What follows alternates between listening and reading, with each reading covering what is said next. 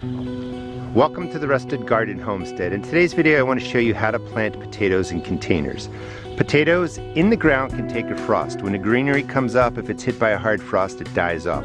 So you want a good 70 to 90 days before the frost comes and fall in your area, and you can grow potatoes. You can grow these obviously in the spring, early summer, but you can keep planting potatoes throughout the year. It is really hot right now, so we could put some shade cloth over this if you're in really hot areas and just keep everything cooler and let the potatoes kind of chug along and do their thing. So I'm using potatoes that I got at Costco actually, and while they were sitting, in the bag over the last 60, 90 days, they started to sprout. This is what you want to have happen. This lets you know the potato is going to sprout out of its greenery, it's going to grow and do everything. If you can't find seed potatoes right now, which is really hard to do, you can use organic potatoes from the store. The other thing is they don't necessarily have to chit. They don't need to be showing this kind of growth. You can still put them in there and not, wait around. But in order to get them to do this, you want them to be in a warm place, like a brown bag in your house where it's warmer, and it can speed up the process a little bit. But you could put them directly into the soil.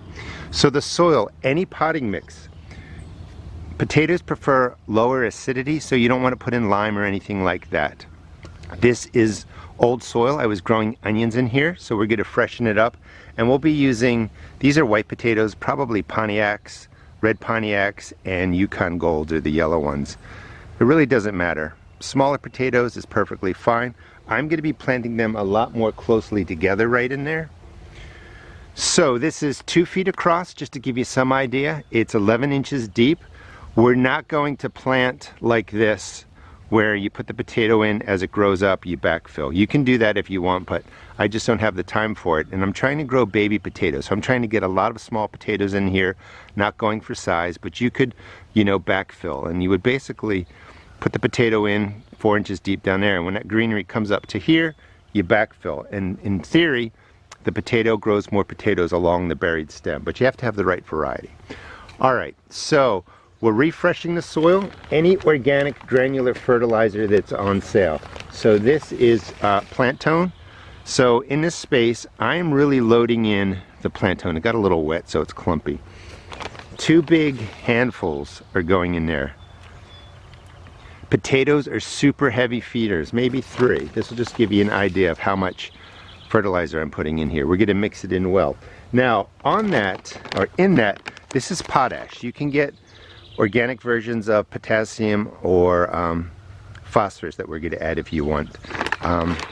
That's really up to you. So this has, let's see where it is. This is 60% soluble potash. Potassium means it's going to be available to the plant very quickly. And this is a 0060. So it's jacked up with the potassium. Potatoes are heavy feeders. We're going to put in maybe, let's see, a tablespoon of the potash or potassium. We're just going to sprinkle it across the top. We really want to prep this for potatoes. This is phosphorus. This is a 0.450. So this is really high in phosphorus, about a tablespoon mixed in there. This will prep the soil for potato growing. And then you really want to get in there and mix this to the depth of the container, really mixed well through. Again, potatoes are heavy feeders, so we use the organic granular that's on sale. That was like a 432 or something like that, NP&K. The organic granular doesn't matter that much. We're adding in extra phosphorus, adding in extra potassium. You can use whatever sources you want. If you use the ones I showed you, it's about a tablespoon in a space that's 2 feet by 2 feet. All right, that sets up the soil. Notice that this is nice and moist. This is what you want your soil to stay like. I can't tell you how often to water because the factors just vary too greatly. But your soil should stay moist.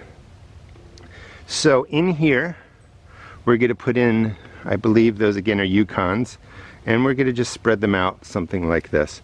When the potatoes are this small, it doesn't really matter. Let's see how we want to do this. 1, 2, 3. 1, 2, 3, and 2 in there.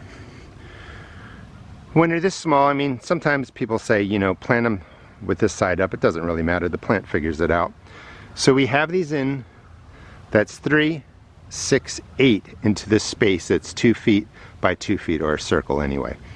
We're going to put these down deep, at least 6 inches, and we're going to leave 2 to 4 inches to the bottom. The potatoes will grow right in this space. I'm just looking for baby potatoes this size, maybe a little bit bigger, and it's just this quick that you can plant them all. If you want to try and grow bigger potatoes, maybe just put 4 in here. 1, 2, 3, 4, give them more space. Experiment, figure out what you like, what you want to do.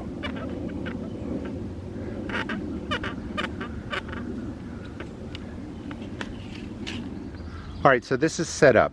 I'm going to water it in. You could water it in now just with a basic fish emulsion or AgroThrive if you want. I'm going to water it in with More Bloom. This is a 0-10-10, potassium, phosphorus in there. Because potatoes are just huge users of potassium and phosphorus. You really want that to be in here to get great potato growth. So I'm going to water it in with this. Again, you could use fish emulsion, you could use AgroThrive if you want. About 1/3 into the growth, maybe at 30 days or something like that, I'm going to water it again with the More Bloom. I'm just going to make sure it has that potassium and that phosphorus in there above and beyond what I put in today. All right, so I'm watering it in with the More Bloom, and this is a 2-gallon container. Initially, you want a lot of water. Let's really soak this all the way through down to the bottom of the container. This container has holes in it. Your containers should always have holes. This way it's really hard to overwater. If you didn't have holes in here, this would fill up on a rainy day and it would rot the potatoes. So this is really soaked in. This is about 1.5 gallons of water. Now, when the greenery gets up to here, you're going to probably have to water 3 times a week, maybe 4 times a week. When it gets up to here and off the camera, you may have to water every day depending on the heat. I'm in Maryland Zone 7. We're getting into the upper 80s and lower 90s. It's a little bit early maybe for starting these potatoes, but our temperatures really drop in August. You want the cool weather to be approaching. If you want to get this started where it's hotter, just put some shade cloth over here. This will keep the soil cooler, and that's what plants really operate off, is they operate off of the warmth of the soil. The surrounding temperature is important, but it's the temperature of the soil that makes a big difference. And you can even actually probably just even put cardboard over this right now. Maybe raise it up a little for air circulation, but just keep that heat from pounding on there if you're in a warmer area. So this is pretty much set up. Again, please subscribe and follow. I'll show you the harvest of these plants. Let me show you a little bit of what's growing in other containers. The potatoes in these containers are somewhere between 70, 90 days, depending on when I put them in here. I just pulled up some of these blue Adirondacks, and here's 2, you know. So you're going to get potatoes like this size, maybe bigger. The Adirondacks are always much smaller. It really depends on how many potatoes you put in there and how well you keep them fed, and really, is there enough potassium and phosphorus in there? And again, use whatever sources of fertilizer you want. So in here, we have French fingerlings. This is another Adirondack. They're still growing. There's one tucked in there. That might be a red Pontiac. I mixed them all up. But you're just making sure that you water these regularly. Don't let them dry out. If you let them dry out, they're going to really stop forming potatoes. The greenery is going to die back. But it's really a plan of maintaining water, maintaining potassium, phosphorus, and just giving them to that 70, 90 day mark. You're going to get potatoes no matter what, but I encourage you to get started, experiment. I'm even growing in this little 4.5 gallon container. I think there's maybe 2 potatoes in there. Really encourage you to experiment, because potatoes are one of the best crops, in my opinion, that you can grow in your garden. I don't take these out, kind of let them cure and store them. I eat these just like I showed you. I'll just reach in there, pull them out. I have them all over the place. In fact, I have potatoes right over here. This is a bed where I'm ready to harvest, and I just reach in. I've been actually taking them out of here. There's one, smaller size. Here's another one.